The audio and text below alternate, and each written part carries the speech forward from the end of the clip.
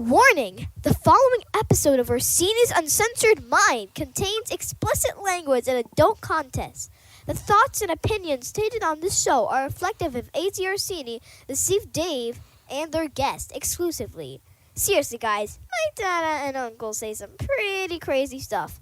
If it offends you, go be butthurt somewhere else.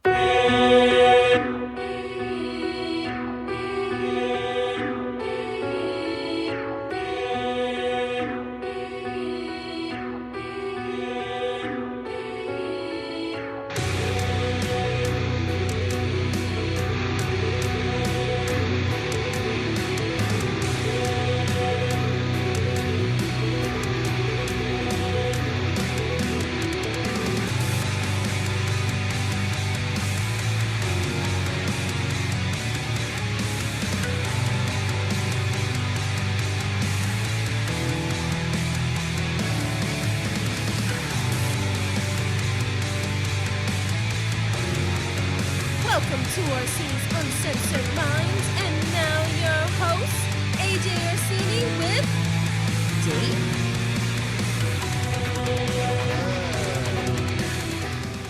With Dave? Yes, this is your boys. You goddamn right. Sniffling. Oh my God. God? Is that you? Yes. Oh Hello? my God. Yeah, that was extremely loud. Yeah, that too. What is that? Is that a record scratch? What the hell is that sound?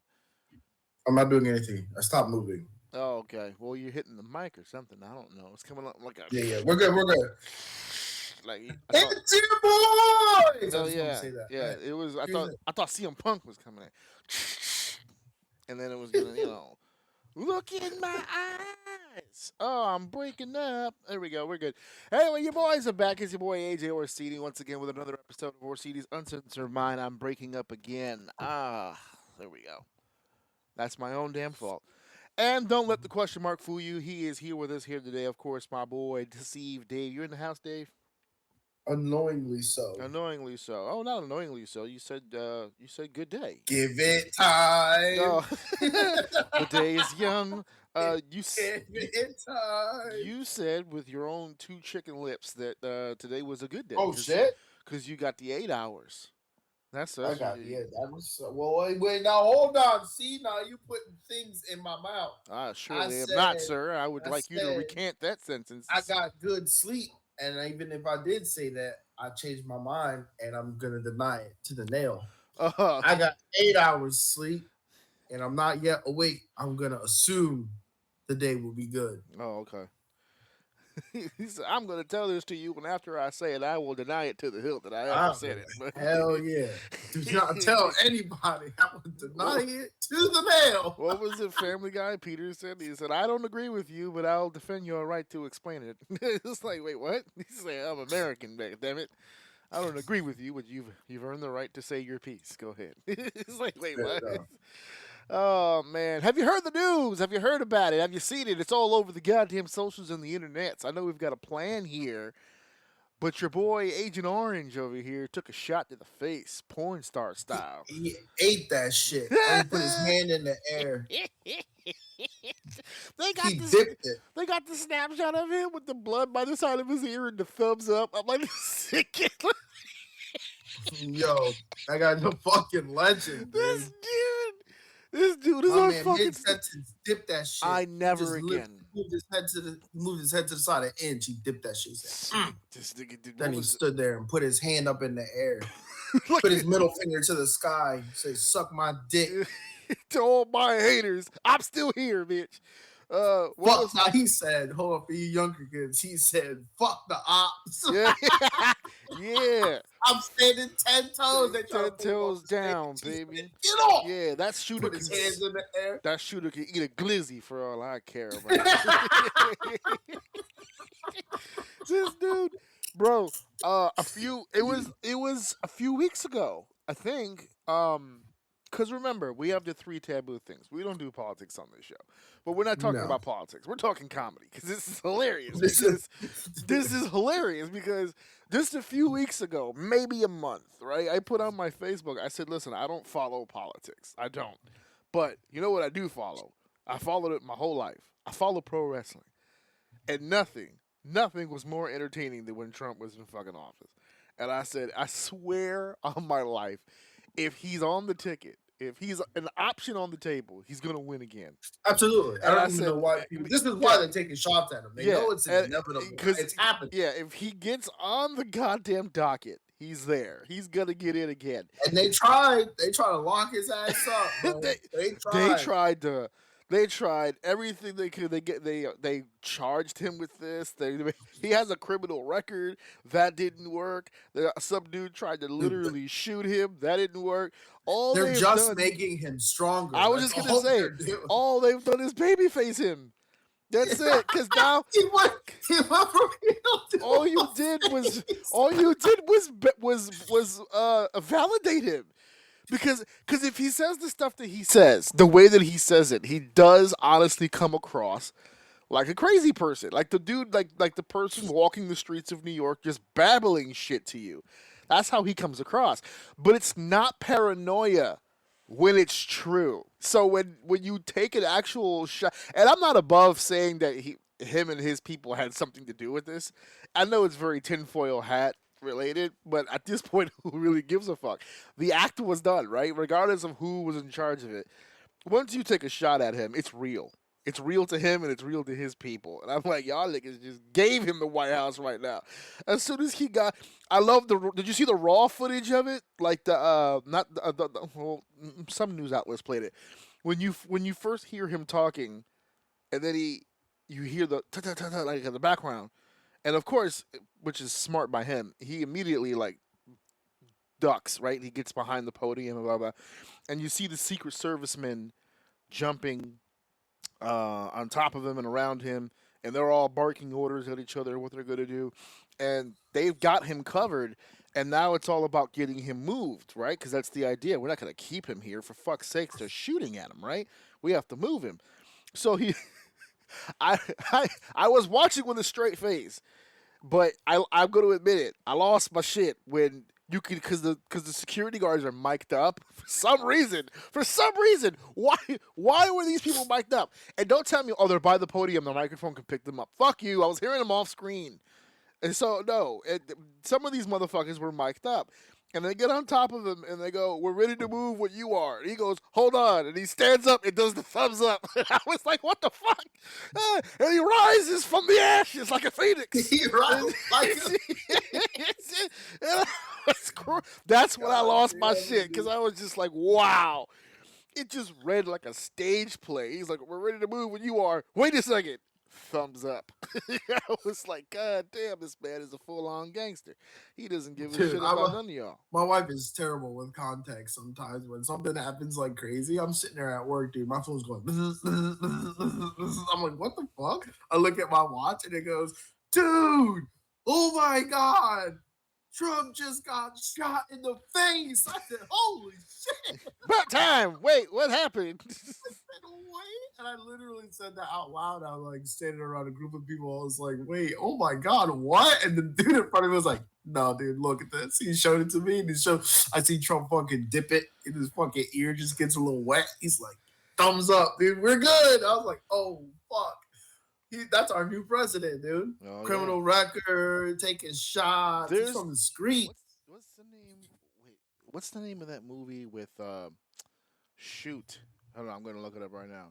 It was now I can't remember the dude's name. Who's the dude who played Rocket? Bradley Cooper. There it is. God damn it, Bradley Cooper. Brain movie. What was that? Limitless. Okay, yeah. You remember Limitless when he took this pill or whatever and it expanded his mind? Like, yeah, I know of it. Yeah. So like in the movie, he becomes president, and the dude, there's a sniper who's trying to take a shot at him. In the scene, he pulls the trigger and the bullet comes out, and it slows down, and he can see the bullet and hear it, and goes, And he starts mapping out. If I let that bullet hit me, I might die. So let's not. I might die. So let's not do that. If I dodge the bullet, it'll hit the senator behind me, and that'll cause mass panic. But if I only dodge slightly and let the bullet graze me on my arm, it's a hit and my numbers will go up. That's what we'll do. And then it goes in real time and it hits him. Oh no, I got hit. That's what Donald Trump did. The bullet was coming and he was like, well, I think I think for once, Bro, I think if I let this hit me in my ear. the fact that that's like something that happened in the movie is fucking hilarious. Oh But my yeah, God. It's this whole. Oh, people are like, oh my God, we're in so much trouble. What does that say about society? Listen,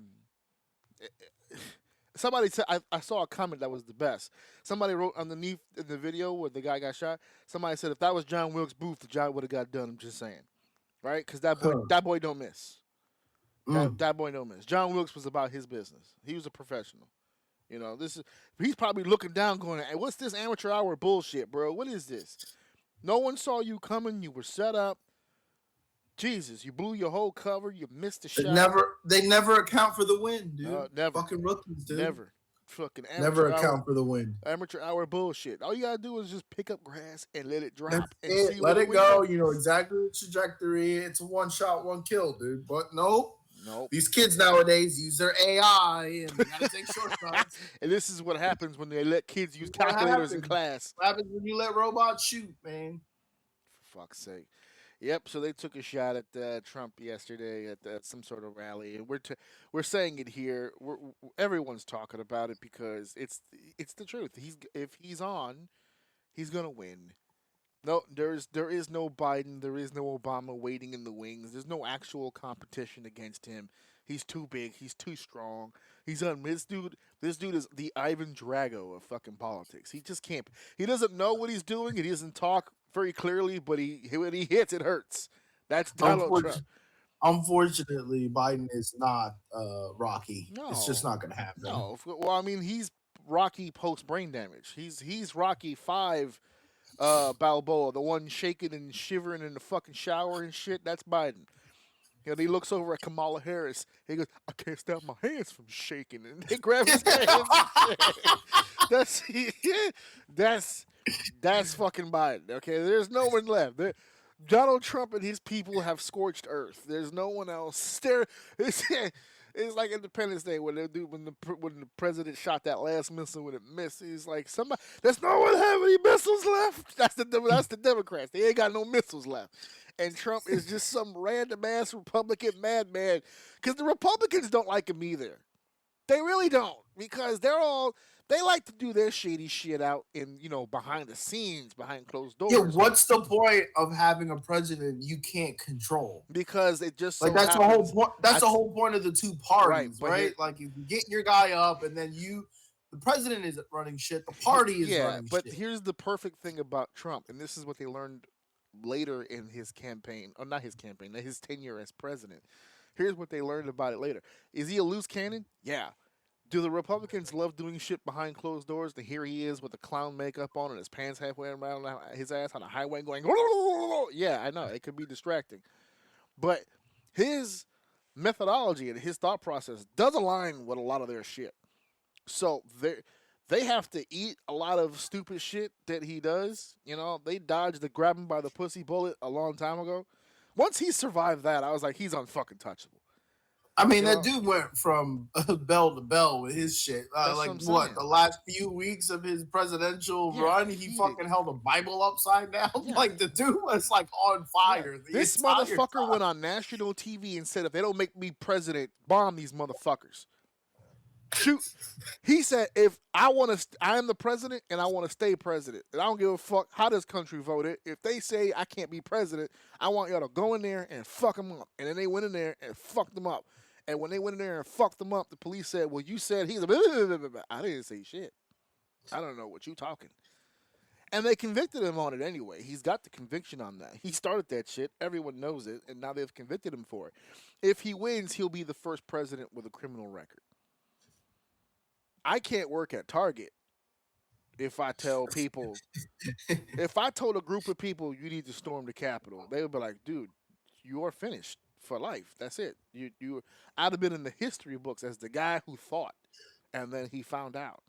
And hey, man, this is the ultimate DIE. So Trump did it. He did it. And they were like, damn, that's bold. So bold. We might as well leave this nigga alone, bro. Like, he's crazy. He's a wild man. A loose cannon even. And I will never, for as long as I live, I will never forget that picture in my head of him being It looks like a rugby game where they're all like huddled around his waist and shoulder and shit, like they're trying to tackle him. He's mid tackle and he's bleeding from the side of the ear with a fucking thumbs up. I will never forget that shit for as long as I live. That is one of the greatest bullshit scenes I've ever seen. This shit is just like pro wrestling. I don't want to hear shit about it. I don't That's want to hear funny. shit about it. Donald Trump is the Drew McIntyre of politics. He's a full on menace. This man is a Twitter troll. He go in front of the camera and tell all kinds of shit. He's got balls of steel, my guy. Balls of steel. That's why he's gonna get voted in again, because that's what they want. That's what they want. They want the show. They know that no president is gonna go in there and actually do anything. They know that. We've come to grips with that. That's been made. That's become common knowledge. We see it in movies all the time. So that's common knowledge. The president is a figurehead. It is what it is. It's like the Queen in England. She's there, but she's not really making any fucking judgment calls. It's the same thing here. He's just some dude. So why not have a dude up there who's gonna give you the show, baby? Gonna give you the show. He gets in front of the microphone and just looks at the audience and say, "What kind of crazy shit y'all want to hear today, huh? What kind of crazy shit? What's that? Oh, we're having a problem with immigration? Fuck it, I'm gonna build a wall. Where are you gonna build this wall? Like a whole ass wall on the border of Mexico and United States. You know how long that is? Fuck it, I don't care. Wall. We're gonna wall it. That's it. And it's that, and that was insane. And every other thing, everything that comes out of his mouth sounds so crazy. And it's beautiful because it's the art of the undersell, right? You overdo everything. That way, when you take a half step back, it makes it feel like you're meeting in the middle. When, in all honesty, that's where he wanted you to be in the first place. That's what the oversell does. He's like, we have a problem with immigration. Fuck it, we're gonna build a wall. Well, I mean, I think we can do something with documents. Okay, we could also do that if you'd like. I mean, if that's what you think is fair. And it's the beauty of the psychotic fucking approach. He's a fucking psycho, and everyone knows it, but nobody cares. That's all that it is. I think the people who don't like him wouldn't have as much of a problem with him if it wasn't presidency. Because if you think for 1 second that he wasn't this guy in the 80s and 90s when he was supposedly this big resident, like this real estate tycoon motherfucker, he was the same fucking guy. Just no one gave a fuck because he didn't have any real genuine power. Now this guy is the figurehead for the whole fucking country. He was a representative, and the argument from the other side. Well, look at Biden. He just naps all day. Well, leave Grandpa alone. First of all, okay, Grandpa. He's everybody's grandpa. That's my grandpa. I like that grandpa. He needs his night juice, and he likes to do his little jig and dance whenever he goes. You ever seen him do a dance? He does this dance, Biden. This little, not the rock away from Fat Joe, but a little shimmy. He's got a little shoulder action. You gotta give it to him. The white man can move, I mean, I know he was born during Jim Crow, but that's probably why his soul is just like, you know what I'm saying? He's got that flavor to him. But he likes to nap. He forgets things. You ever seen him talk mid-sentence and forget not only what he was saying, but where the fuck he's at, what his name is, what his origin is, what species he is? He just looks in the camera and just stares into it like he's looking for somebody. Like Who Wants to Be a Millionaire? Like he's trying to phone information to somebody telepathically. Help me. These motherfuckers have a pops. I feel like at this point in Biden's presidency, they're doing the Weekend at Bernie's gimmick. They're just moving his arm. He's just moving his arms and head around like a bunch and mouthing his words like a puppeteer. You remember Team America when the puppets used to bounce up and down to move? That's what he looks like that a little bit. Fuck yeah! How do we get into this? All right, yeah, the former president. He went off on a fucking tangent. Yeah, the former president got shot in the face, and it was good times had by all. I got a buddy of mine who's just like, well, you shouldn't wish that on anybody. I don't know about that. If you don't want to wish bad things to happen to Trump, all right, cool. But, there are certain people in life, I'm sorry, that I look at and be like, no, I think bad things should happen to you. Some people goes too far. And you're like, no. I've never heard someone have their mother raped and go, well, let's hear him out. What was his reasoning? Let's figure out how this happened. What did my mom do? Not for nothing. Let's hear both sides. Yeah, that's not going to happen. So there are some people out there, I'm sorry, I don't agree with that. But yeah, we got other shit we need to talk about. And I got some topics here. I'm gonna get shot on one of these, and as a matter of fact, it's the first one because I'm getting repetitive in my arguments here, but at the same time, I wanted to talk about this because I feel like it's proof. I feel like it's evidence of what I've been trying to say this entire time. We've had a rise recently. I don't want to say well, pretty much since the internet really started gaining speed here. Okay, we've had a rise in what I assume I would, not assume, I would like to call the valuable opinion era. I talked about this a long time ago on the show. I had a whole episode dedicated to this one topic, so I'm not going to rehash a lot of that. It's called The Art of the Opinion. That was one of the episodes I had a long time ago on this show. And the reason why I had that episode is because for some reason there seems to be a drop off in communication. Okay? I had made a comment a long time ago about how I value the opinions of people who do the job more than the people who don't do the job. Even if the people who don't do the job are familiar with the job and they've seen people do that job for a long period of time, I don't value that opinion more than I value the opinion of the person that does it. Seems like a very basic premise, but it also seems to be lost on people. People, more specifically, who are on that side of the fence. Usually, 9 times out of 10, the people who get offended by that thought process are the people who don't do the fucking job. And they want to feel like their opinion is equal to the opinion of the individual who does the actual job. And to me, that makes zero fucking sense. And the reason why I bring this up is because our next topic here is the rise of the pro athlete analysis. If Even if you don't follow sports, which I know a lot of wrestling fans don't, because it just makes them jealous and upset. They don't have any athleticism in their body.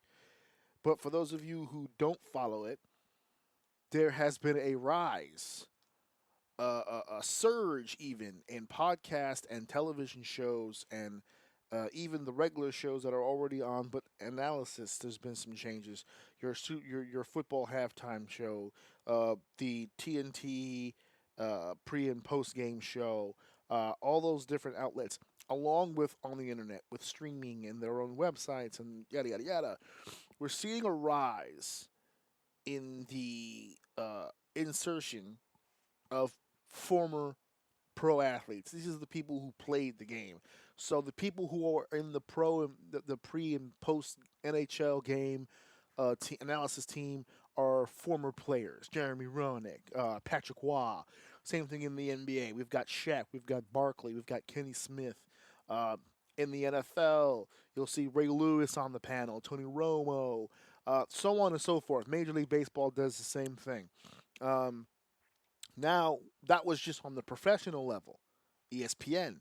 Now we're starting to see more of it on the private side of things. People who are starting their own podcasts.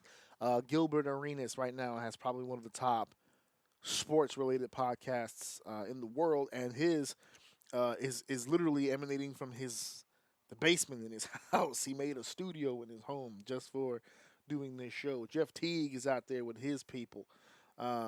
Doing a very popular podcast. I'm even hearing news, dude. Maybe you'll jump all over this, but Tom Brady is going to be sharing his wisdom as well, I believe, on the podcast circuit. And these are the names that I'm bringing up aren't just the 12th guy on the bench either. Some of these people are stars. Some of these people are people who went through the ups and downs, the ebbs and flows of the NBA, especially someone like Gilbert Arenas, who had a high, and then a low. What's happened? He went from max contract to gun charges, all in the same fucking time. These are people with fucking stories. And these are the shows that are doing so extremely well. And people are hearing this and they're going, well, there's room for both, right? The analyst and blah blah blah blah.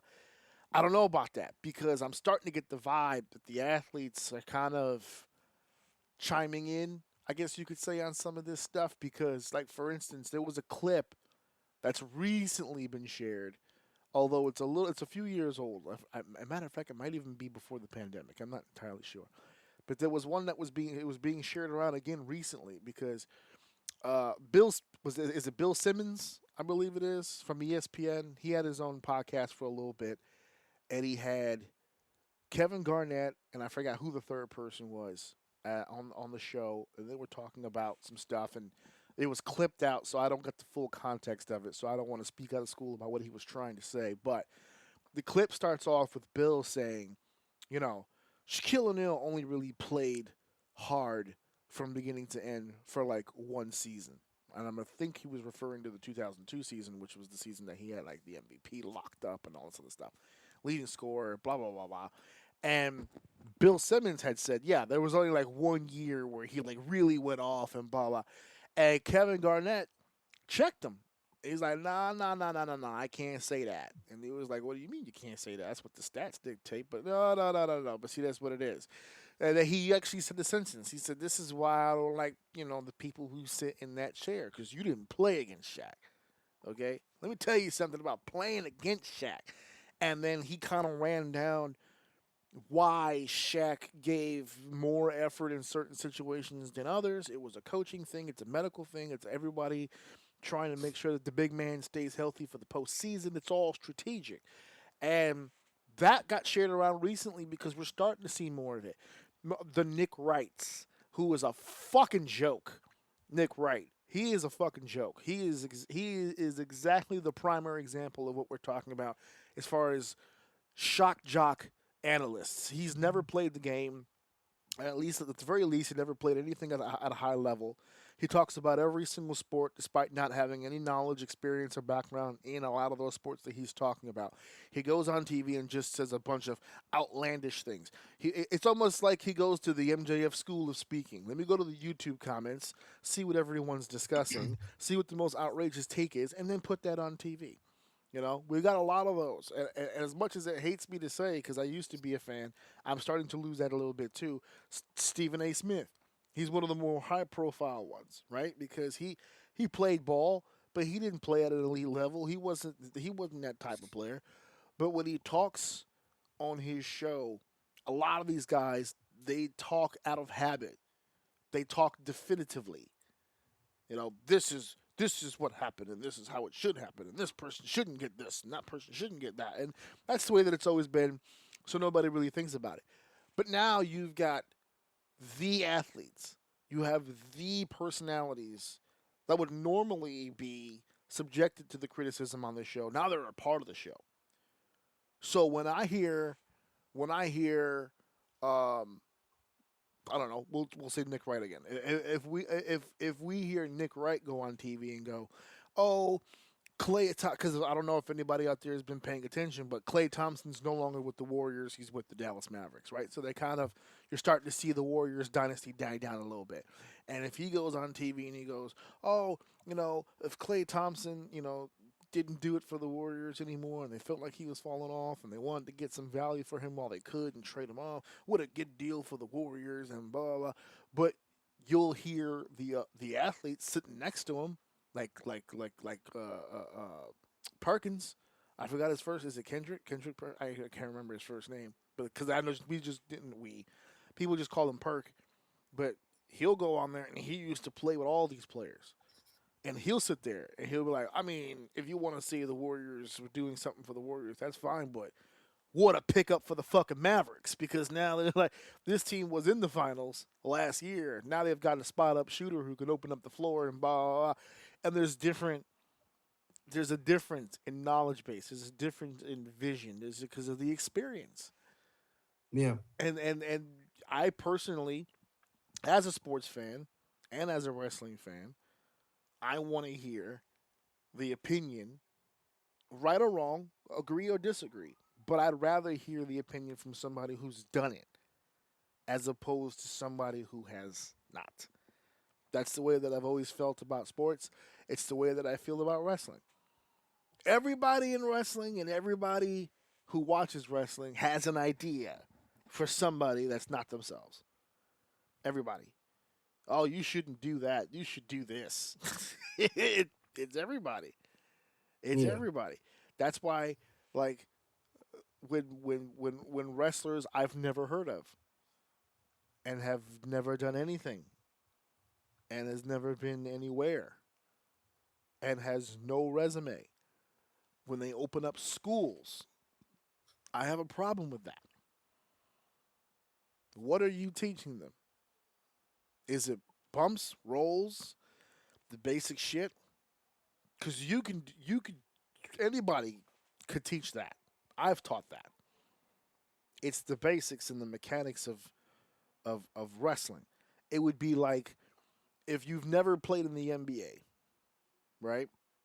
You didn't reach that level. Maybe some college locally somewhere, and you decided you were going to open up a basketball camp and teach players how to play basketball. Could that guy go in there and teach dribbling drills, shooting drills, cardiovascular? Sure, sure he could. Those are the basic functions of the sport. I'm a PE guy. I could do that. That doesn't take years to figure out to teach someone. But if you're going to the school with the purpose of wanting to succeed in that field after school, then those are not the people that you circulate with, that you get your education from. That's one of the reasons why I thought House of Glory was so cool when I started working at House of Glory, because guys like Red, who been on national television before, guys like Styles, guys like, I mean, these guys were coming in, and Kevin Steen, Adam Cole, the Young Bucks. These are guys that were doing it on the big stages, and they were coming in and speaking with people. When I first started my career, and I wanted to learn how to be a better commentator and a better interviewer and a better in-ring performer, I didn't go to Joe Schmo in the corner and ask him his thoughts. I spoke to Shane Douglas. I spoke to Tony Mamalu. I spoke to Homicide. I spoke. These motherfuckers, with the exception of Homicide, these motherfuckers have been to WrestleMania on the big card, on the big stage. you know, these are the people you ask. These are the opinions that you value. I've never seen a wrestler in my life go, I don't know what to do next with my career. Let's take it to the fucking fans that I don't know. It's never happened that way. It'll never happen that way. Do you partake in any of these shows or YouTube clips or anything? You know anything about the shows I'm talking about? No, I've seen clips and stuff of them, but Yeah. I don't know. I've kind of unfortunately fallen off of sports a little bit, but I've seen it. I understand what you mean. Um, I don't know. I personally think there is room for both if done correctly, but unfortunately, my faith in any kind of public speaking data analyst or critique or anything like that unfortunately goes towards the side of trying to get views. So Uh-huh. I think although there is some validation in some of the arguments, right? Like the argument you said about, oh, the stats show that he didn't try that hard. And then the other guy's like, oh, well, yeah, it's because of this, and because of this. Like, all right, that's cool, and it's interesting to hear the inside scoop. But at the end of the day, if you're an coach or you're a data analyst side, things like that shit is just all excuses, right? So statistically, on paper, you're up and then you're down. Like whatever happened, that's the fun stuff. I think that's more fun for podcasts, right? But to say that someone who's looking at the data is wrong because of XYZ is I don't like. Again, if I'm looking at it from a perspective of one way, then I don't give a fuck about your excuse. The fact of the matter is, if I'm a coach and I'm looking at stuff, yeah, sure, Shaq is a bigger, well-known name. I'm willing to take a risk on Shaq, obviously. But if I'm looking across the board of other stats and I'm seeing this pattern, I'm more likely to pick someone up with a better pattern. There's room for that. But the problem I think where it falls is the fact that most times in this public space in front of the people for entertainment, things are said ridiculously. Like people are saying, like I've heard someone say, like Shaq isn't a top 10 center. Like that's the most stupidest thing I've ever fucking heard. It was so stupid that the people on the panel pretty much all was mouth open asking the person to read off the people. He wasn't even saying all centers. Like you just look fucking retarded, right? So Yeah. there's a place for it. You just can't be a fucking idiot about it. And unfortunately, regardless if you look stupid or not, that's what gets the clicks. So that's the world that we're in. And it's a little bit more fun in the entertainment space to hear the players say their side of the story.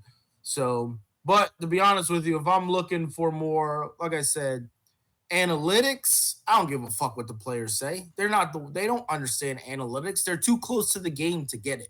They're going to give you every excuse in the world why something doesn't mean what it's saying. When in reality, in the real world, statistics and patterns mean everything, especially when it comes to humans. So, and when you're in it, you don't get to see it. So it depends on what you want from it. But again, I think both sides get a little mixed up. And in this situation, the player side is more entertaining. So and it's more fun to hear that stuff. So I think that's why I too am in favor of hearing the player side, because those stories are more interesting. The only debate that I have to that is I go back to Klay Thompson, because many will argue at the peak, right? Peak Warrior conversation. Klay Thompson and Steph Curry are going to be looked at one day as one of the best backcourts in NBA history. And all of them across the board, it's what happens. Age, right? Age hits, everyone starts slowing down. It is what it is. Steph's slowing down, Klay's slowing down, Draymond Green's slowing down. They're all slowing down. The person they got rid of was Klay Thompson. Now, if you want to look at statistics, you put Draymond Green next to Klay Thompson, it's not even the same. It's not even close. It's actually comical how different those stats are. But the one who had the stats is the one they let go of. And the one that didn't have the stats is the one they kept. And I'm just pointing that out. Because there are situations where those stats don't mean shit. Sure, it's the same thing in business where one guy is more productive than the other, but one is also more disruptive, or one is a little harder to deal with, or one's fall is going to be worse than the other. Like it makes sense to keep someone who's less productive if their overall longevity is going to be better than the person who is at peak right now. That's the thing too, because I don't even know if that's the case with Draymond Green, because he keeps getting suspended. He's getting the text. All we heard all season was about the annoyance that the annoyance of the organization based on Draymond Green's antics. And you're thinking to yourself, oof, at the end of the year, that could be it. And then at the end of the year, someone did go, but it wasn't him.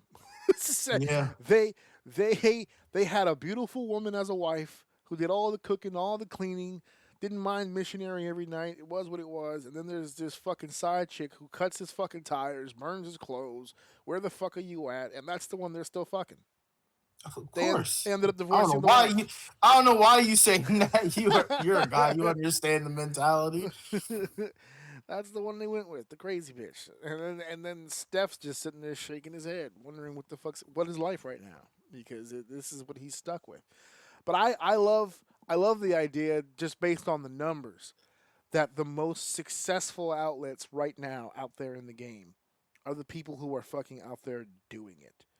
Yeah, if you're saying, man, it's a moment in time. I don't think it's gonna last forever. If someone is gonna try to sit there and say that there's room for both, like you just did, I'll concede to that. So long as the ones who are the most successful are the ones with the experience and the goddamn knowledge of the game. There's room for both if it's done right. In your context, they're not doing it right. This isn't a space where doing it either right side is not doing it right. It can be I don't know. It's just tough. And when it comes to entertainment, there's certain things you got to do. There's certain things you got to say to stay on top. So you got to push. It is what it is. You got to push Shaquille O'Neal into a Christmas tree.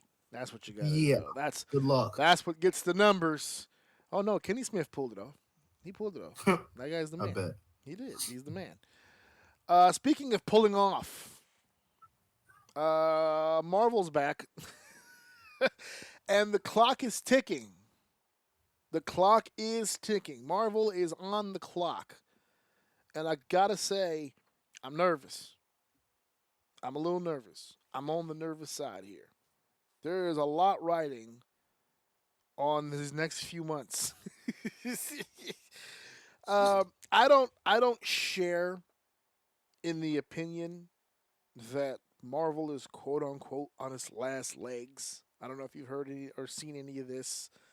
If people were like, it's over, it's done, count it up. There's nothing left for us to see here. Marvel's finished. It's done. It's all over. We might as well just have the funeral. It's a done deal.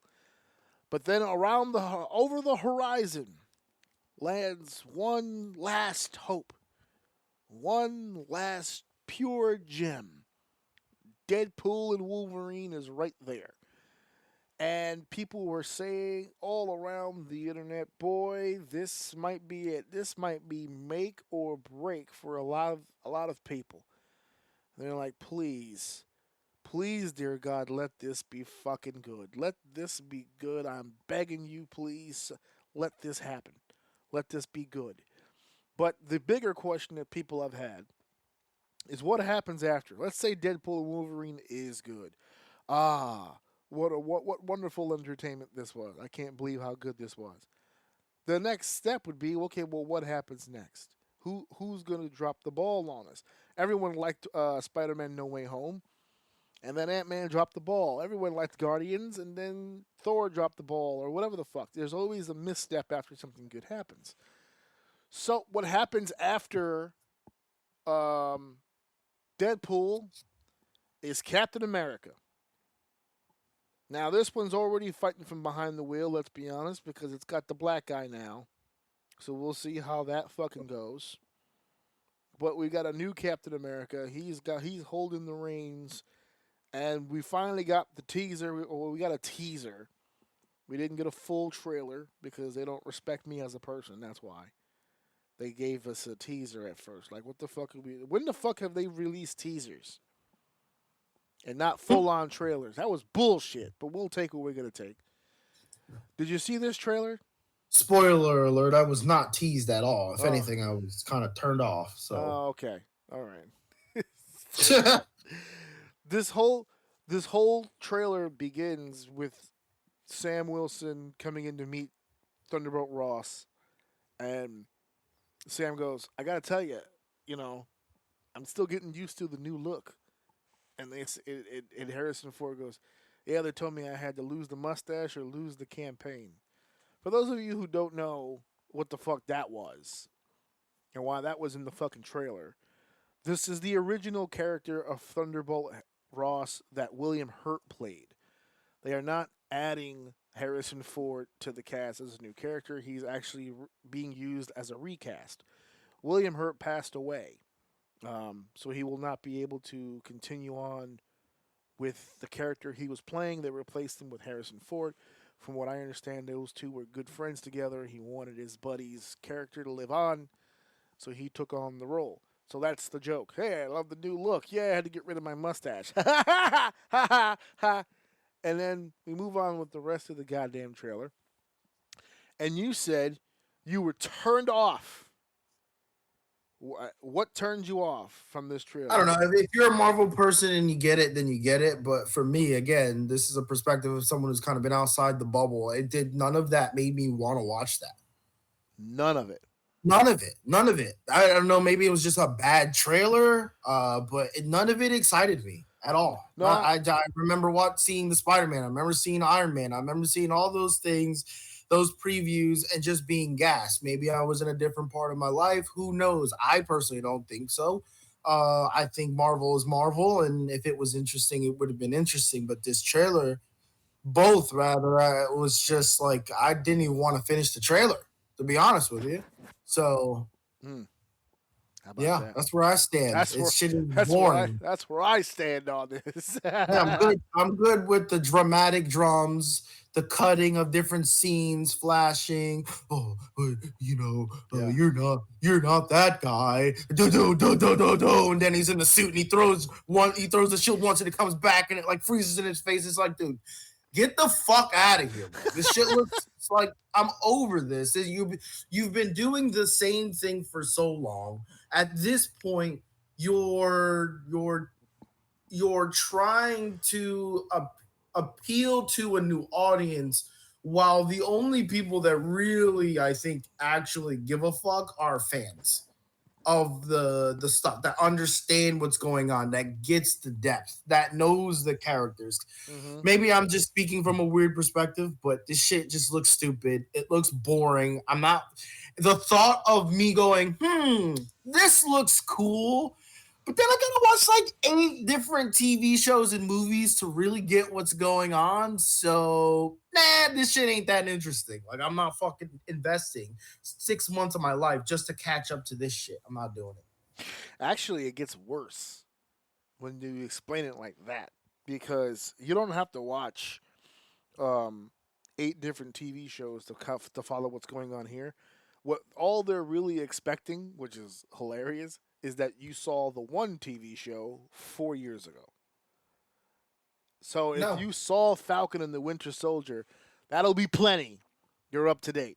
But if you didn't see that fucking show from like 4 fucking years ago, yeah, you're gonna be lost. Because for instance, in the trailer, the guy who attacked the president, the old black guy Isaiah, that was introduced to us in the show. He is a person who has the super soldier serum. He was a Captain America at one point. And that comes up. So if you didn't see the show, then you don't know about that.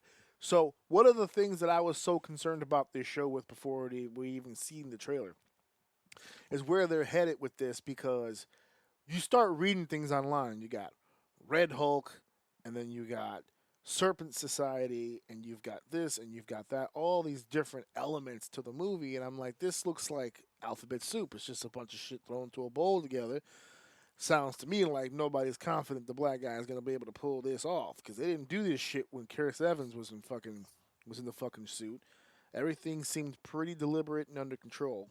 But for here, they just we have to soup everything up. Then I heard, oh, we're going in the same direction as, because it's a Captain America centric film, that we're gonna go back to the way that we did the Captain America movies before, like we did Winter Soldier, because Winter Soldier was not really, if you think about it, if you look at it, and it's my favorite MCU film of all time, and I kind of buy into this, it wasn't really a superhero movie. It was more like a spy thriller, almost like. Because there were these little missions that were going on, and there wasn't any flying, there wasn't any shooting, like laser beams and mystical arts and all that. It was just a bunch of regular ass people and one souped up steroid guy just going around punching shit. And then he found a guy with a metal arm who also had steroids in him and punched shit too. And that was basically the fucking movie. So I thought, that must be what they're talking about. We're going back to the spy thriller kind of noir-esque kind of programming. But then I thought about it. They did that with Secret Invasion and Huxpa. Oy. I was like, uh-oh. So with Winter Soldier, they did it right. With Secret Invasion, they did it wrong. So I was like, oh boy, where are we leaning with this? Hopefully we find some middle ground. Then I saw the trailer. And in the trailer, the whole beginning of the trailer with Ross and Sam on the same tip, trying to talk things out and blah, blah, blah.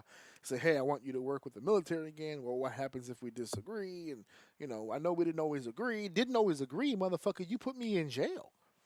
I had to break out of jail and live in the slums and in the dirt and the grime of life because y'all was trying to arrest me and put me back in jail. I was a fugitive because of you.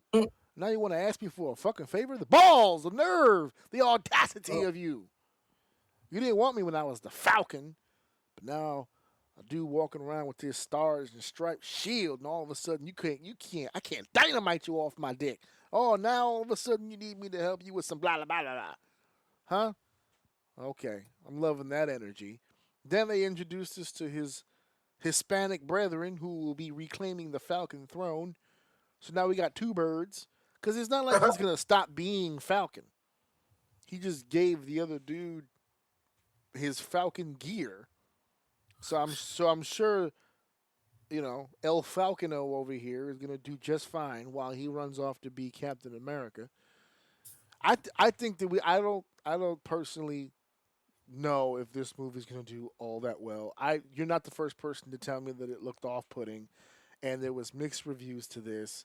And I'm going to do the same thing I always do. I give it a chance. We'll see. But I I don't know. Then this trailer dropped a few days after the Agatha trailer, which I just told you a second ago. They said you don't need to watch a bunch of things, but you got to watch Falcon and the Winter Soldier. That was 4 years ago. Agatha was 5. We haven't seen Agatha since WandaVision. That song was a hit for like 2 months, 5 years ago. And now they're giving us fucking Agatha, and I don't know. And it looks kind of similar to what Cap did. They had her like she's got to figure out some stuff. There's a mystery thing. She was dressed like a cop, and we have to figure out what's going on with this. And now she's investigating the death of Wanda Maximoff, and now we got to finally find out, did she die? Did she not die in Doctor Strange? It gave you the impression like she did, but now Agatha's going to find out for sure, or whatever the case may be. It came off very, I keep saying this, and I think that's the litmus test. Secret Invasion, I think, was the one that gutted me the most. I've been defending all of these projects since they came out. I couldn't defend Secret Invasion. You didn't see it, right? No. Okay. Don't see it. Okay, I'm good. Don't see it. That it'll just harm your opinion of this shit even more than it already is. Don't do it.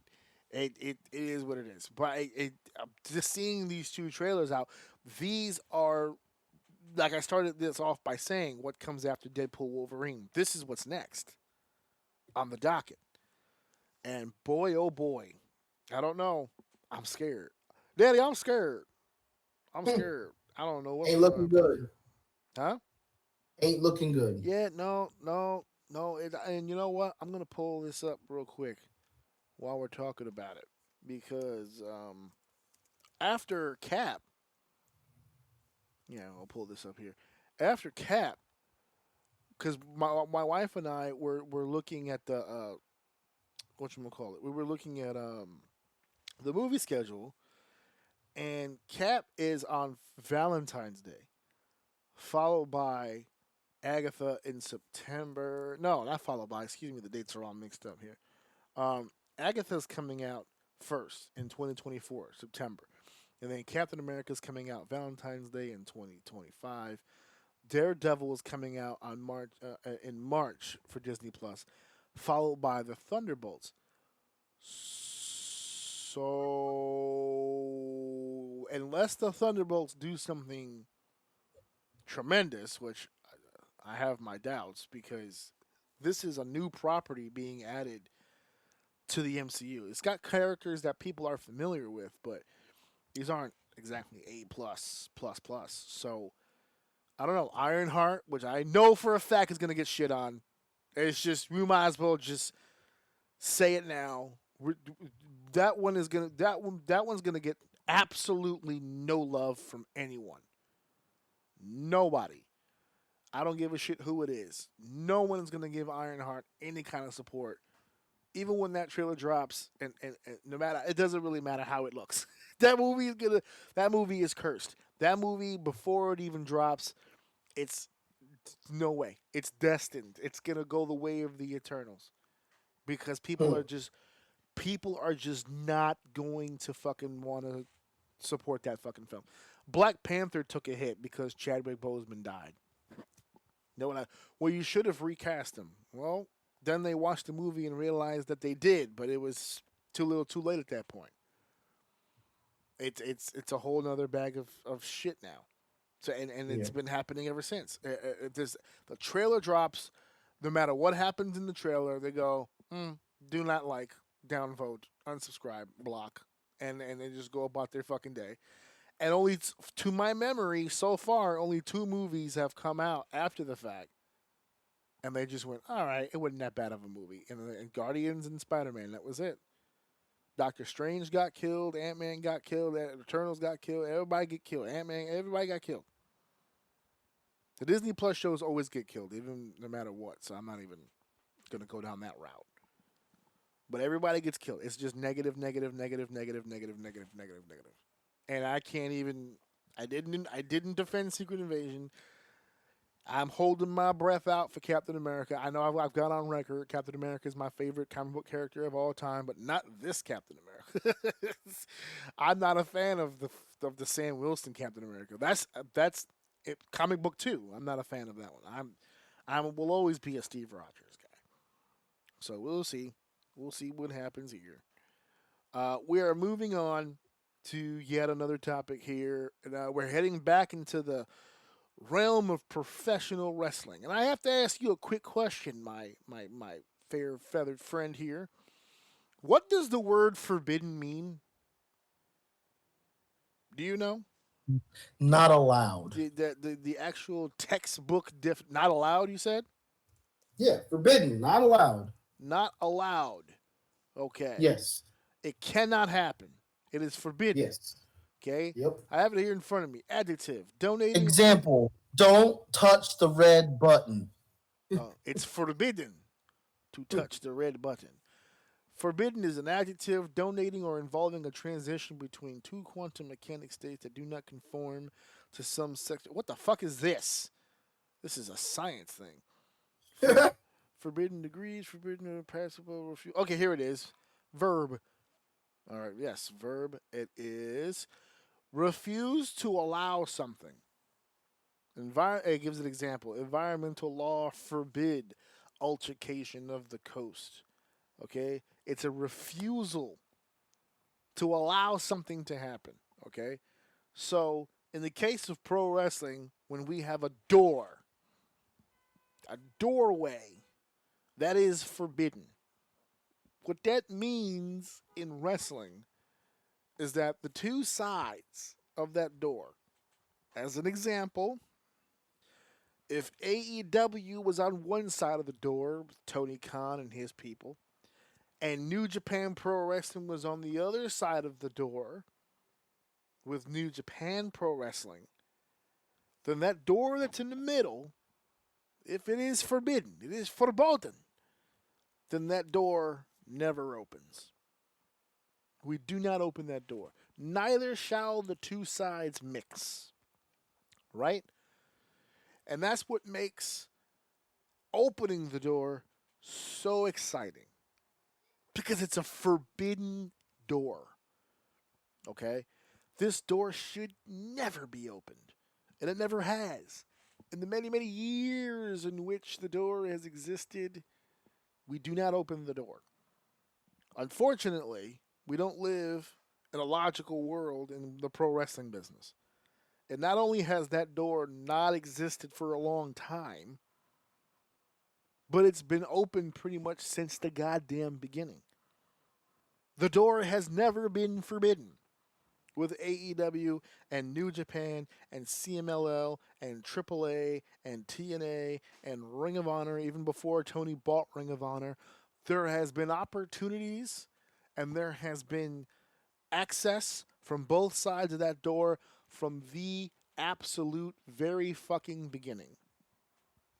There's never been anything forbidden about this door. As a matter of fact, Tony has not only gone through that door several times for pay-per-view and to showcase talent, but he's gone through that door to buy talent. Everybody that you would love to see come through that door has already come through the door and established residence. Will Ospreay, Takeshita, Okada, Roosh, if you want to go to the Mexican side of your, like CML and AAA, Lucha Bros, they've already hired some of the best talent from around the world. There's not a whole lot of people on the other side of that door you want to see come over anyway. And I don't bring this up to crap all over AEW's Forbidden Door. I'm just giving you a reason why we're not fucking talking about that goddamn pay-per-view.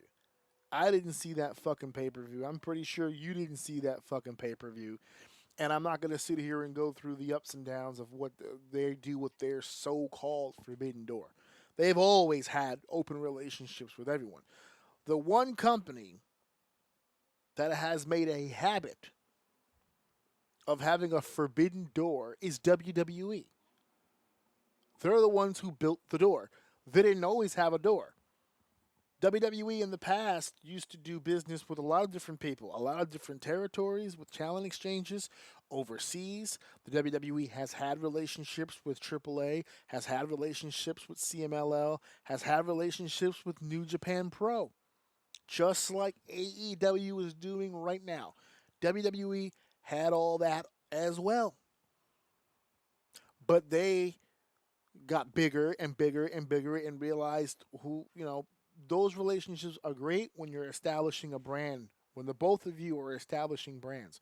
Once those brands got established, there was no longer a reason to do that because you need your talent to be uh you need your talent to be what the word is fucking escaping me right now. Attractions. There it is. For fuck's sake. You need your fucking talent to be attractions for your brand. Hey, if you want to see this individual, you have to watch on this channel, in this program. Same thing with CMLL. Same thing with New Japan. Same thing with Ring of Honor. Same thing with this. Same thing with that. When you have a platform and you're building your brand and you've built it up strong enough to where you can stand on your own too, then you don't need the collaborations anymore. So once those collaborations Being got settled, exclusive is what gets them through the door. right? Being exclusive. Yeah, exactly. It's what draws more eyes to your specific product. So when people start to exchange talent again, now we're starting to see the opening of an actual forbidden door. WWE didn't let their talent go anywhere for years, decades even. They stopped that shit. The shit that I'm talking about with the territory stuff, that was in the 80s. 90s, 2000s, 2010s, they really didn't let their talent go out like that. They just didn't. But recently, under the Paul Levesque era, we're starting to see a little more. Shinsuke Nakamura went back to Noah to wrestle Muda during his farewell tour. That was unprecedented. AJ, just the other day, turned back the hands of time and decided to upset the internet by putting on a banger, a classic with Marufuji in Japan. Ended up winning that match. Io Sky went back to finish off an old rivalry in Japan and had a banger of a goddamn match. And to me, that's the real Forbidden Door. To me, that's the WWE saying, we're the ones who put the door up, which means we're the ones in charge of whether or not that door stays open or stays closed. We'd like to open up a little bit more opportunities for our guys overseas. Now, AJ pissed off a lot of people because that match was fire. That match was so good, and people were like, "Damn!" Even with all that extra muscle, he added like 30 pounds more of muscle, and he's still out here doing that shit. The Pele, the springboard 450, the forearm, the back bump on the fucking guardrail. He's doing all this crazy shit. And people were like, "Oh my God, you see what I mean? How come he can't do this in WWE? How come they won't let him do this in WWE?" Because why the fuck would he want to? That's why he left Japan. So he ain't gotta do this bullshit no more, bro. That shit hurts. He's 46. He's 46. Dave. I hear you. No, I hear he's you. 40. He's 46. He's 46. He's 46. He's actually, that's crazy that he's 46. I didn't know he was 46. The fact that he was doing that shit yesterday, 46, still with the backbreaker, the suplex, into the thing, and the starts clash, boom, and I'm like, what the he's truly phenomenal. This motherfucker really can.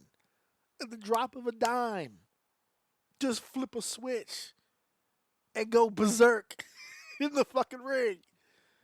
And that's why people were mad. How come he can't do this shit all the time? Because we don't want to do that shit all the time, bro. That shit hurts. Why do you think Shinsuke's sitting in the locker room right now, not doing shit? And people are like, why doesn't he just go back to New Japan? To do that shit again? Nah, I'm good, bro. Listen, he's out here surfing. He surfs. He's a surfer guy. He loves the waves out of here in the States, baby. He loves it. Yeah. And he's not going back. And Uh-uh. and a lot of these dudes that leave that, like Finn Balor, people are like, well, why doesn't he just go back to Japan to get hit? No, I'm good. Every time a New Japan guy comes to AEW, you get a glimpse of what that style does to you over time. Because when you're in New Japan all the time, like these guys are, like Okada, like Naito, look at Ibushi right now. He's out with I don't know, two severed legs at this point. I mean, Oh my God. he's both of his knees exploded. He's just home, chilling, bedridden. This is not cool. I know fans love that style, but my God in heaven, does it suck? It hurts to do it like that all the time. That's why they don't let you do it in WWE. We can't. WWE wrestles every day. You can't do that shit every fucking day. You can't. Oh my God. They went off. I was like, holy, I'm watching the highlights at least the first time. I eventually found the match, but I'm watching the highlights and I'm like, oh, fuck. I know that hurt. Oh, I know that hurt. I was watching that shit and my back hurt. I said, oh, I know that shit hurt. Oh. He did. That's why, what was it, an interview, I think at WrestleMania, they were like, how come you don't know Spiral Tap anymore? And he was like, because I don't want to die. The fuck? Yeah. I don't want No. to I'm die. too old for this shit. The fuck? I can't. What? I'm sure if you took AJ Styles to the top rope, put a crash pad down, he could he could Spiral Tap, but fuck that. Why the fuck would you? I have some news for fans. As you get older, you do less of this shit, not more. Yeah. So if you really want to like this, I like that style too, but you got to catch a motherfucker doing that in his 20s when he's bulletproof. Go back and watch I'll say '06 to '09 Styles in TNA. And you'll see one of the greatest fucking wrestlers to ever do it at this style. Yeah. Ever. To ever fucking do it. He's evolved, dude. Yeah. The fact that he, at 46, he can still go out there if he chooses to and just ball out the way that he fucking did yesterday. That's not a reason for you to go, oh, why doesn't you do this all the time? It's a reason for you to go, God damn, he's the fucking man, son. Yeah. If Cody would have fought this nigga in Japan, he'd have got his ass kicked, boy. No chance at all whatsoever. So I just wanted to put that out there. Forbidden Door, my ass. WWE has the real Forbidden Door. You know, AEW has never had a closed door in its entire existence. They work with everybody, regardless if it helps AEW or not. Yeah. So that's why I don't want to put words in your mouth. Did you see that Forbidden Door pay-per-view? No. Oh, yeah. I mean, I didn't. No, I did not. And I was. Are you watching this right now? I surely am not. And they're like, well, what are you watching? I'm watching. If you must know, I'm watching The Boys right now. AEW has learned me a very good lesson, and that to me in wrestling, story is the utmost important thing. I need it. And I have to have it for me to enjoy wrestling. Yeah. And that's why I didn't watch wrestling for a little while, because WWE's story was a little lackluster and it seemed they needed help, but they're in a phenomenal place right now. I only have a little bit of time to commit to sitting to watch anything with school, work, baby, all that stuff. Yeah, I'm just going to put it where I'm, especially right now, where they're fucking hot story-wise, and that's going to be the WWE. Yeah. I need a why. That's all I keep telling people. I need a why. And people keep telling me, well, you know, AEW has storylines. I'm like, not good ones. Not ones that interest me and I want to follow. You know what? I don't. Maybe I could be jaded, or not jaded, wrong, because I'm a little outdated or whatever. But it's not so much the quality of their story, because obviously with repetition you could eventually get better. I just think their stories are too sporadic. Yeah. Like even in WWE, stories you may or may not care about, there's still a story. With like 30 matches on one card and like 2 of them actually have something going on, to me it's just not enough. It's inconsistent. No. Yeah, I agree with that 100%, because that's usually part of the criticisms that I have with AEW. The Young Bucks, Jack Perry, assaulted Tony Khan. They hit him. They beat him up in the middle of the ring. You would think, oh, here we go. the true heel turn for the Young Bucks. This is going to be a great story. That's what I thought. I said, finally, something I can sink my teeth into. They've beaten on the owner. And then Tony Khan wore a neck brace on NFL Countdown, and we never heard about it again. That was it. It just went away. All done. And then now we just have Okada walking around saying, bitch, on camera. That's it. And I was like, all right, I'm good. Never mind. Even down to they did the Owen Hart. I did the rant the other day about the Owen Hart thing. And to update people, we now have a winner to that tournament. So Bryan Danielson defeated Hangman Page in the finals. He won the Owen Hart tournament. And he is now going to face the champion at Wembley Stadium at All In. So it's going to be Swerve and Bryan Danielson in the main event for the world title, which under normal circumstances, I'd be all for it. Daniel, of course, being one of their biggest stars, Swerve their champion. I get it. But to not have Will Ospreay in the main event in his hometown in an 80,000-seat arena is insane to me. And it looks like they're going to be putting Ospreay and MJF together, which I guess technically, based on the star power, that's a double main event. That actually sounds interesting to me match-wise. I'd like to see the matches, for sure. But like you just said, Bryan Danielson won the Owen Hart tournament. That's why he's getting his shot. They have a reason, but how do we flesh out that reasoning between now and the show? They don't know how to do that. Ospreay and MJF have a reason to fight at Wembley Stadium for the international title because on MJF's return, he didn't appreciate Will Ospreay referring to himself as the best wrestler in AEW when that had been MJF's position for so long. There's a personal beef there between the two, some professional jealousy. That is something you can explore between now and Wembley Stadium. They don't know how to do that. Yeah. So I want to follow. They're not giving me anything solid to follow. And that's why I kind of leave them alone when it comes to their shows now. I just kind of, I wait for something to really stick out to me, and then I'll watch. We used to report on that shit all the time here. It's kind of faded out because my interest is kind of faded out. And that's not a knock on the performers. I don't want to be a broken record, but it's the head coach. It's the head coach. He keeps doing the bullshit he's doing. It's like, what was that pass we just had? Was a touchdown pass? Yeah, let's never do that play again. That's weird. Let's not do that. We don't want to put points on the board. That would be yucky. Anyway, for our main event, main event time. I say it every week. I need a graphic. I'm gonna fucking get a graphic. That's it. I've made my decision. This week, I'm making a graphic. I'm doing something special for this weekend. We're gonna have a whole new look for our show.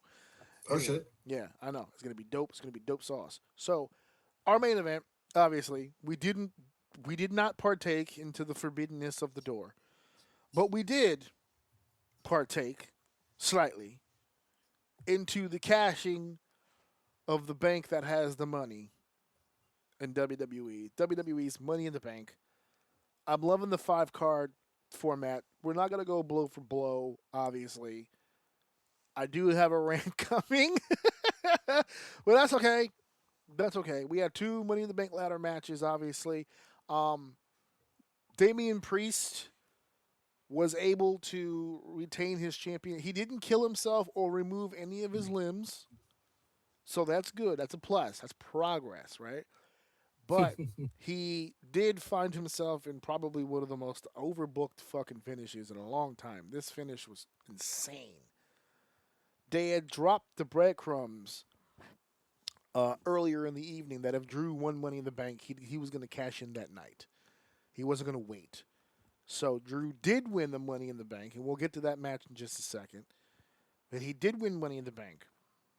So Priest and Seth spent the whole match looking at the entranceway. Just, oh, is he coming? Nope. Oh, is he coming? No. So that's taking me out of it. I'm like, all right, cool. Did you see this match? I saw the whole thing. You saw the whole thing. Yeah, I watched this whole thing. So we're watching, me and Steph are watching Seth's entrance. And we're looking at each other and we're going, I don't know. He came back kind of fast. What are we looking at here? What kind of performer are we looking to get here? And he looked good. He looked great. He looked good. I give it to him. He even played it up when he did the when he did the springboard splash into the second rope moonsault, that was the spot that hurt his knee in the first place. So I was like, okay, let's see if he pulls it off. He did the springboard dope, and before the moonsault, he took a breath. Because this is where it hurt last time. Let's see what happens. this is the one that got me. This is the one that got me last time. So he did it, landed it perfect. All right, that's kind of wrestler's code. You get hurt doing something mundane. That's the first thing you want to do when you get back, is you want to do the just shake that nerve right off. Shake it off. Don't let that demon sit on you, man. Just fucking go for it. Yeah. And that was a smart play by him. He got it. He pulled it off. It was beautiful. They were having a good match. I was into it. And here comes the mess. So McIntyre, true to his word, here he comes to the ring. When he said he was going to cash in that night, I thought he was going to do the traditional thing of let the two beat each other up, and then I just going to pick the bones of the loser. He added himself to the match, which was different. Can I say that Drew McIntyre is like, we're witnessing something really fucking special here with Drew McIntyre, man. He is. Like, my mouth was open because I missed like a Raw or something like that. So I didn't know that he was going to do that. When he won the Money in the Bank, I literally said to my buddy he had already seen it. He was just watching it with me again because he likes to see my reaction to shit. So when he won, I'm like, oh, well, he's going to hold on to that for a long fucking time. You know what I mean? So I was unaware of the comment you're saying. Mm-hmm. So when the music hit and he came out, I'm like, wait.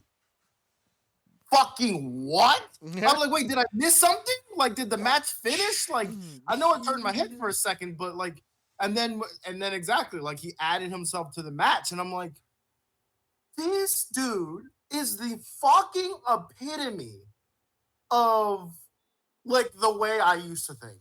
Like, I think that's why it's vibing with me so much, right? Like, you're so much on your fucking pride you will proudly spite yourself just to stand on your shit. And it just keeps backfiring and backfiring and backfiring every fucking time, to the point now where he just created another enemy for no fucking reason. Now that's on his ass. You know what I mean? Like, so now he's got all these people getting pissed at him, and he's fucking pissed at himself, but at the same time, he's mad at himself for like the wrong fucking reasons. It's not like he's being strategic and it's failing. He's being a fucking idiot. And it just keeps getting worse. And it is the most, and this is exactly what I was talking about earlier. This is such an in-depth story to tell with all these big stars around. And he's like living his own personal fucking story right in front of our fucking eyes. And it's just so good to watch. It's just so fucking good. Well, the madness ensues. Drew McIntyre adds himself to the match. It becomes a triple threat. And as soon as I said it in the living room, Corey said it right after me, because that usually is what happens when I watch WWE.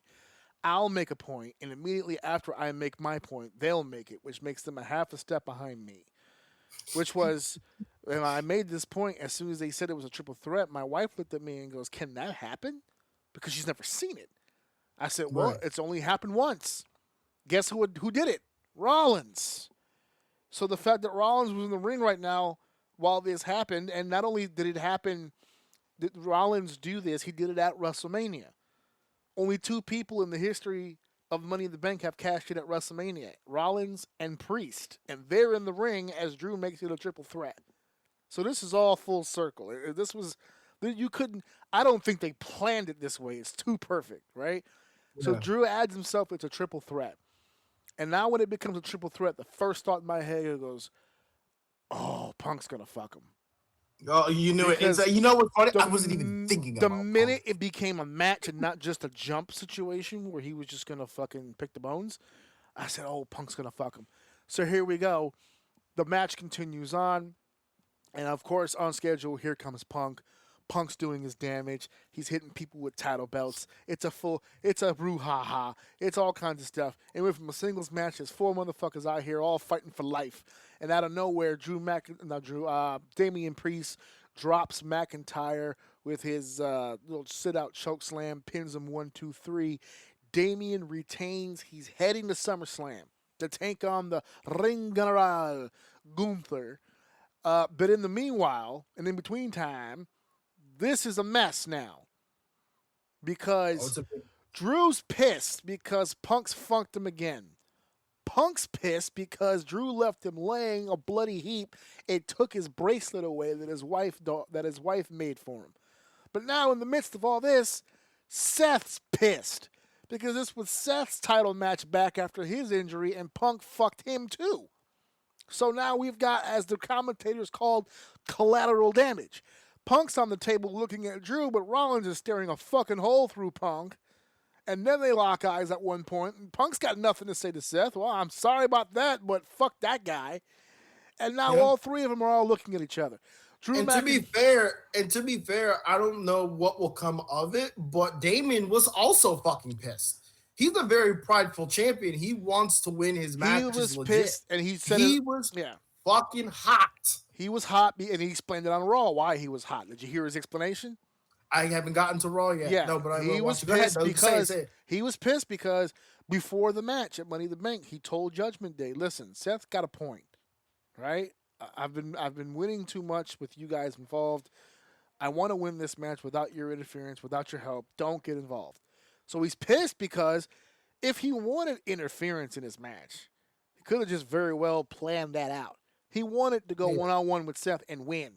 And all this stuff came in not by his hand. It's irritating because now here's another excuse people are going to have. Well, you wouldn't have beaten Seth had it not been for Punk and Drew getting all kinds of in your business. Mm-hmm. So now it's all the way around. Everybody's fucking mad. Then we get to Raw the next night, and Seth and Punk kind of reignite their issue. And now I'm pissed. This is why this finish pissed me off, because Drew and Punk have done something magical here. From January to we're in July, and I'm assuming we're going to blow this off in August, next month. That would make 8 months. 8 months. AEW had CM Punk on their roster for 2 years, and Punk was taking bumps and killing himself and bleeding buckets to try to get that company over, and they couldn't figure it out. Because, again, they're idiots. Punk has been in WWE for 8 months active. He hasn't taken a bump. Drew McIntyre hasn't taken a bump in 8 months, and this storyline is the hottest fucking storyline in this fucking company. It's right there with the Bloodline. And the only reason why I say that is because Bloodline's story hasn't blossomed yet. It's still in the character development stage. Oh, yeah, absolutely. But it's going to be massive, But Seth and Drew have been fucking killing it on WWE television without touching. There's been a few things here and there. Yeah, Drew left Punk laying in the garage. We didn't see him do anything. Up until the DDT at the Rumble, which is the only contact they've had, which was started all this with the tearing of the tricep, they haven't touched. It's been words, it's been trickery, it's been tweets, it's every method you can think of. There was one Raw where Drew was in the ring and Punk was talking shit in the skybox. And then Drew walked up to the skybox to see that he wasn't there anymore. Punk was in the ring. They're literally fucking with us. On camera. I'll tell you what, though. They're making everything that I've ever heard about Punk. And maybe this is what he does, and I've just never seen it. Mm-hmm. But for someone on the outside, they're really making Punk walk the shit he says. He's really depicting his character here. And I'm fucking loving it. Like, when he went in there and interrupted the match and started beating his ass and shit, I'm like, that's like, yo, Punk really said, you don't want this smoke. He said he did, and now I will not stop until you're ruined. And it's really like, he's on his fucking ass, dude. Yeah. Yeah. And these two have done an amazing job together.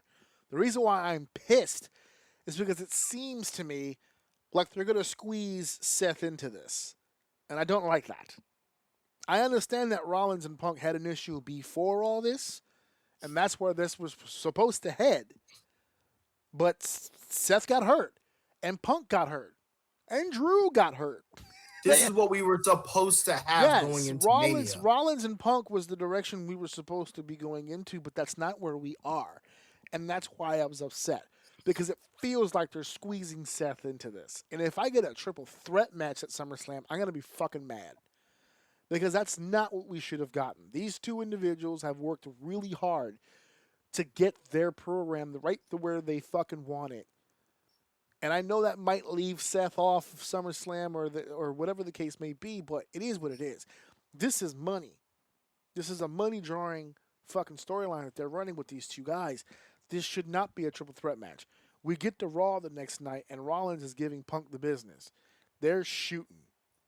Not all of it was shoot. There was a lot of work in there too. Don't get me wrong. I'm not going to sit here and tell you that they peeled the curtain all the way back. But that's kind of what Punk does. He blurs that line. You don't really know. And Seth's telling Punk to his face all the shit that all these fans who don't like Punk love telling him. And love saying about him, I should say. And they're saying it to his face. And they're going back and forth. And there's an apology made, but not really, because Rollins said it best. You got a beef with Drew? Cool. Have your beef with Drew. Why are you fucking me out of an opportunity to fuck with Drew? And then, just they're going back and forth. It is making logical sense. And that's what bothers me, because it's going to tie these three together, and I don't want the three of them tied. I want it the one-on-one. We can get to Rollins at some point. It's right there. But Jesus Christ, I don't want these guys screwed out of their opportunity here. No, I don't think they will. I think this storyline, I just think this is a part of their bigger storyline, honestly. I think there has to be a payout between the two one-on-one. It has to happen. If this is just a part of the journey, that Rollins got pulled in a little bit, maybe we get a triple threat. I'm okay with that. But I don't see a world where this ends at a triple threat. It just can't happen. These two have been putting way too much time into each other. There's way too much bad blood for there not to be a payout with a one-on-one. With a one-on-one. It's going to happen. It's going to happen. It's got to happen. It has to happen. Speaking of which, we had a one-on-one title match at Money in the Bank. It was for the Intercontinental Championship. Sami Zayn defending against Braun Breaker. And before I get to mine, I guess you can go to yours. You said you made the declaration. That's it. You put your foot down on this whole scenario. So go ahead. Tell me what's on your mind. I'm done with Sammy, dude. I'm done. It's not even a matter of just hate. It's just like I'm over it. And the longer you prolong this shit, it's going to turn into hate. Like this is very reminiscent of like the old champion that can't lose bullshit for no fucking reason. Braun actually should have gotten that belt. This would have done some. Maybe he's not ready, sure, but like, I don't know. The dude looks phenomenal. There's no reason why he can't have it. I think he could do the same for that belt that Gunther did for it. He's a powerhouse. He looks amazing. He's athletic. He looks very clean with his working. All of it looks great. I'm fucking over Sami Zayn. Like, I'm just done with it. He needs to take a break. Maybe go spend some time with his family. There's fatigue there. Huh? Would you agree there's fatigue there? Or it's just like his coming to a point where it's almost an overbearing presence now. I'm getting to the point right now where even if he left and came back, I wouldn't be happy for his return. Because you're not giving me anything different. You're not giving me anything fresh. You're not giving me any evolution. It's the same ideology behind your match for every fucking match. You're not the underdog anymore. You're the fucking champion. Well, it's funny. You missed Raw. He said that exact sentence. Cool. It doesn't matter. And when I watch it, I'm going to say the same thing. I don't give a fuck. I'm past the point of caring. That's my point. That's why I say I'm done. You can make a change right now. It'd have to be fucking earth shattering. I'm just jaded. I'm done. I'm over it with him. Like we should be past the time where someone's holding a belt for no fucking reason at all, just because they should have a belt. Especially after the run Gunther had. I really just don't understand why they're killing this title for me. Maybe I'm maybe I'm an unpopular opinion right now, but I'm fucking done with this character. He just needs to be done. I said it at WrestleMania. If the point of Sammy, because remember, I was pissed that Sammy beat Gunther. I said the only way that I can accept this is if Sammy won the belt in order to be a transitional champion, meaning he's just going to use his ability as an underdog and utilize those skills to get the next real champion over that we're going to use to build up. He hasn't transitioned. We're going into SummerSlam. He's still the goddamn Intercontinental Champion. So instead of transitioning to someone that we're going to build up since he's already established, we're building him. For what? You're not going to make him the world champion. And this is his third, I think, Intercontinental Championship. So he's been here before. So he's, instead of using the title to bring up another guy like we did with Gunther, you're just going to have Sammy hold on to it and beat guys we should be building. He beat Chad Gable twice. He's now beaten, well, he beat Bronson Reed too, but who's counting? He's now beaten Braun Breaker. That undefeated streak is already gone. Braun attacked him on Raw, so we're not done with that just yet. Braun will get another shot. Just a matter of if and when.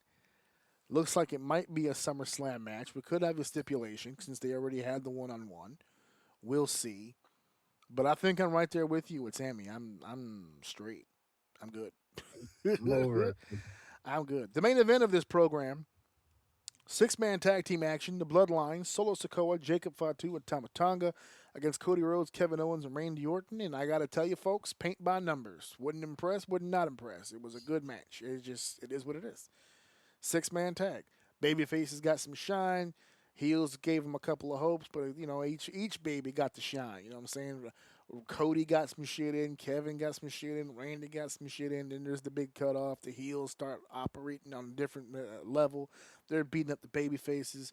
Randy Orton with a DDT onto Jacob Fatu that Jacob did not fucking sell at all because you don't drop Samoans on their head. Well, I'm glad we're bringing that back. And Jacob has been doing it. They did it on SmackDown too.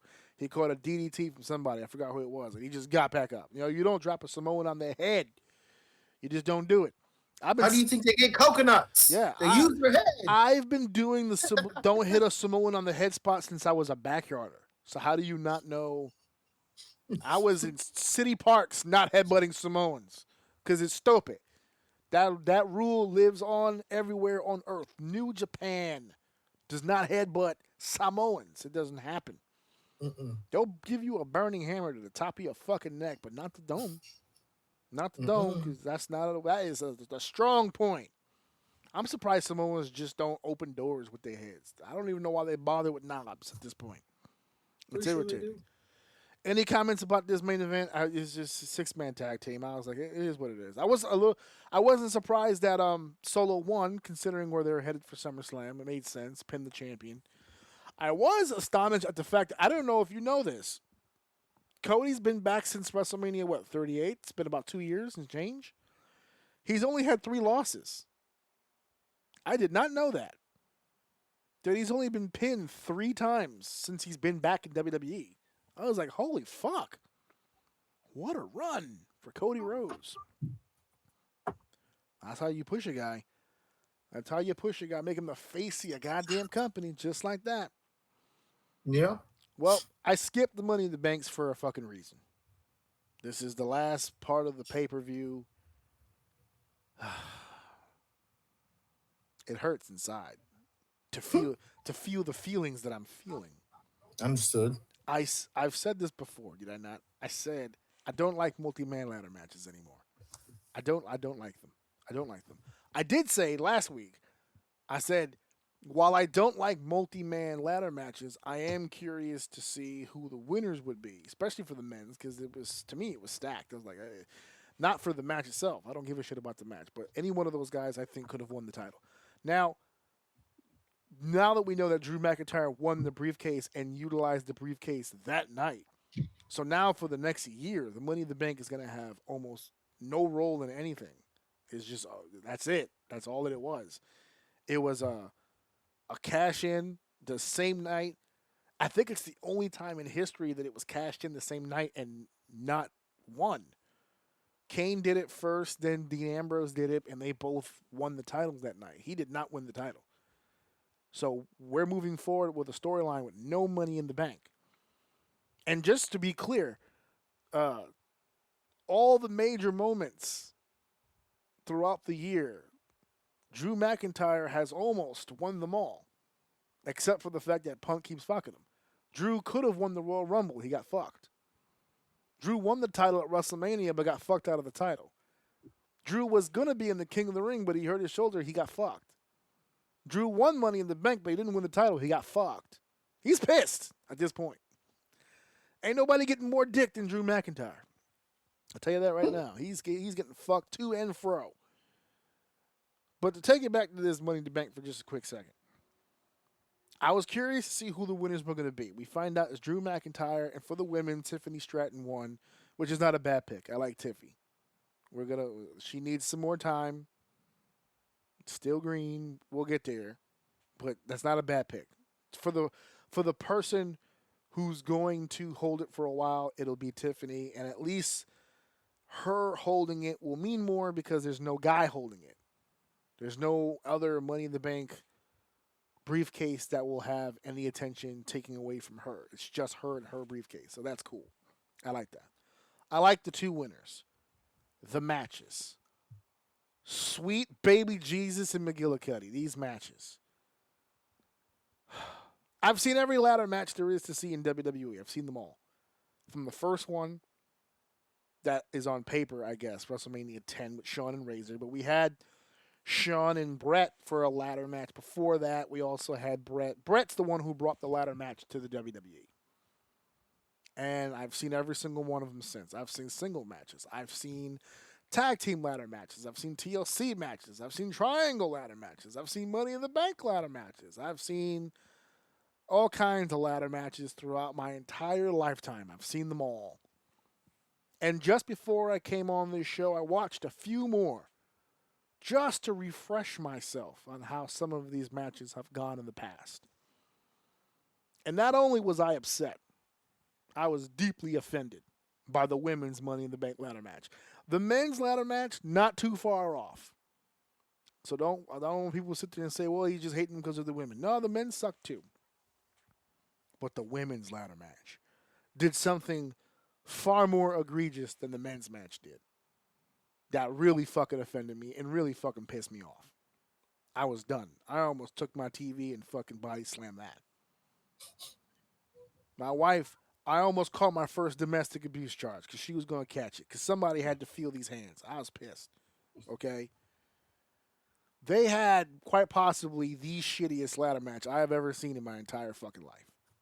Ever. Fucking ever. And I just told you, I didn't seen them all.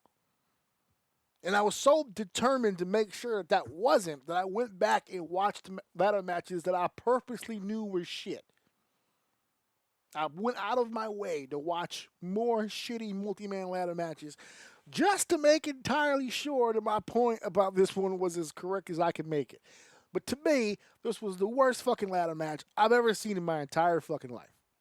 Which sucks because some of these women took some really big bumps in this match that could have gone wrong. They were very dangerous bumps.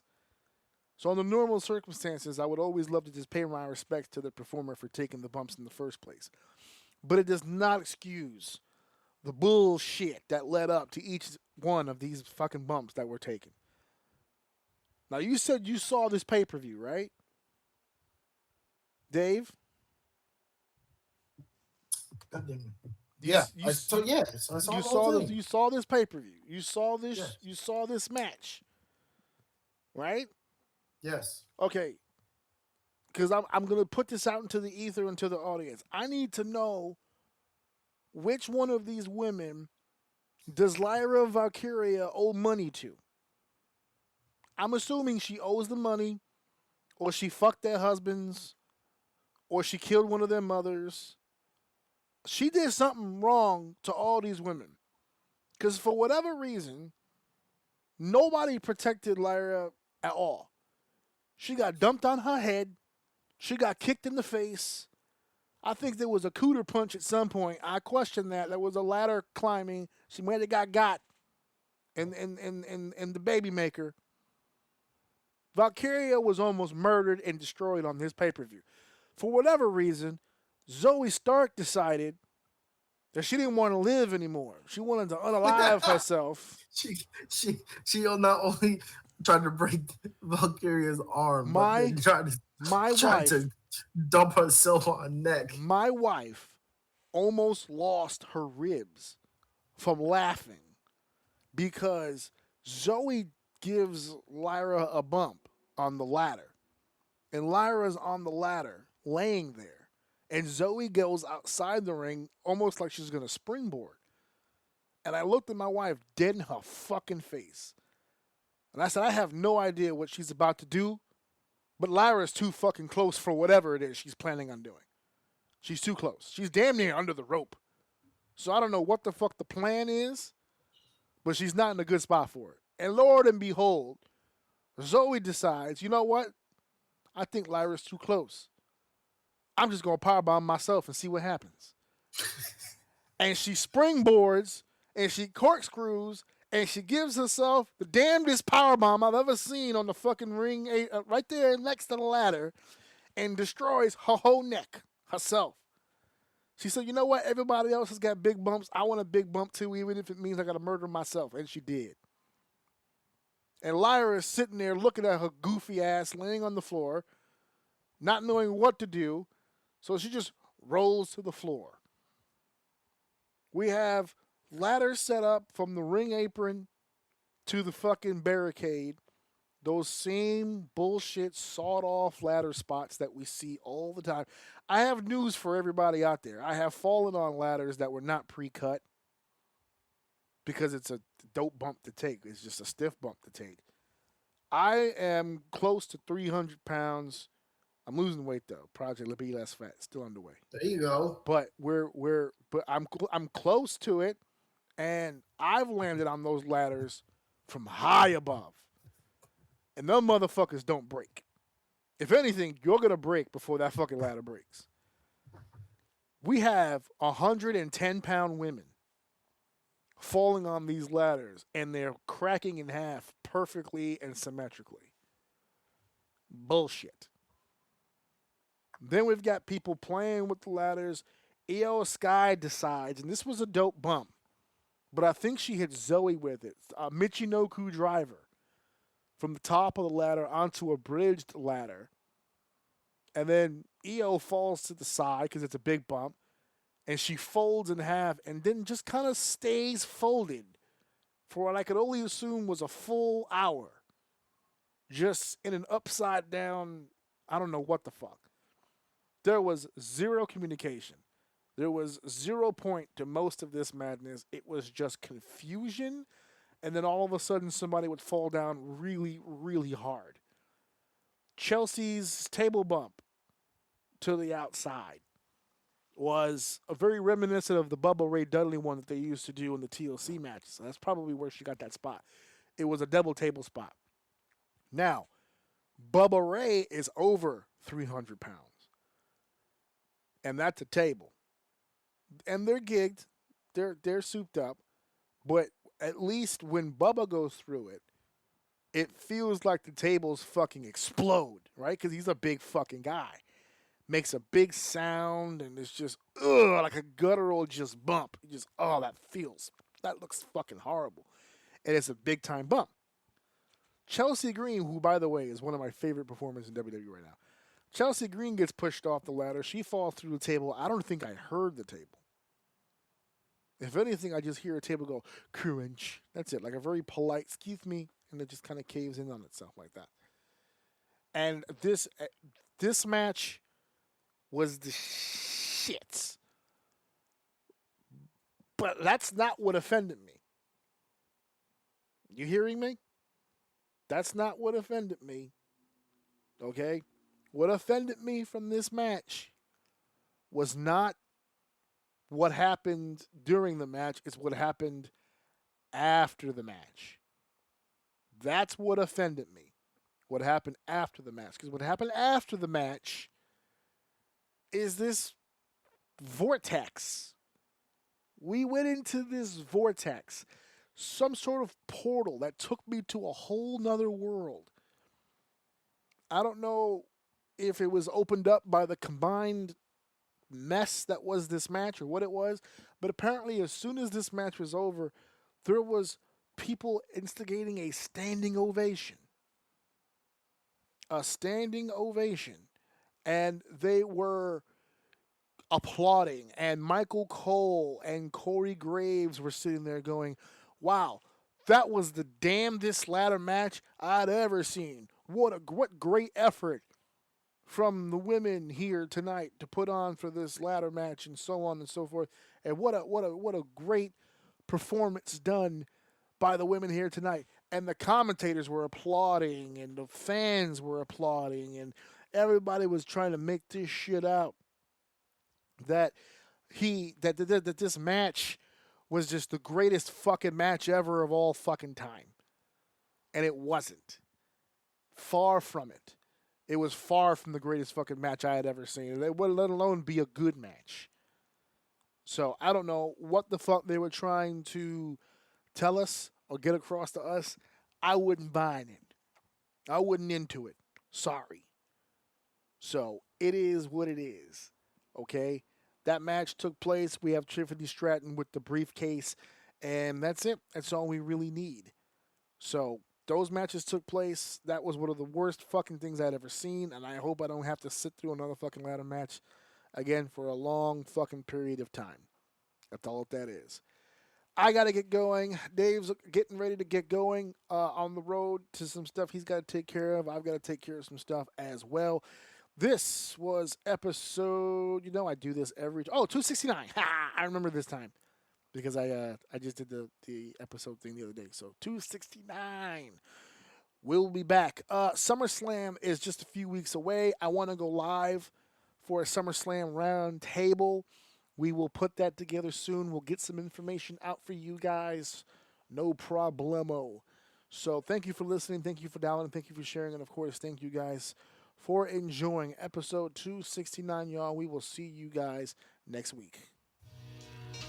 Mic drop. Wait a minute. This is too much. Cooking it like a pro. Wrap it up, everybody. Show's over.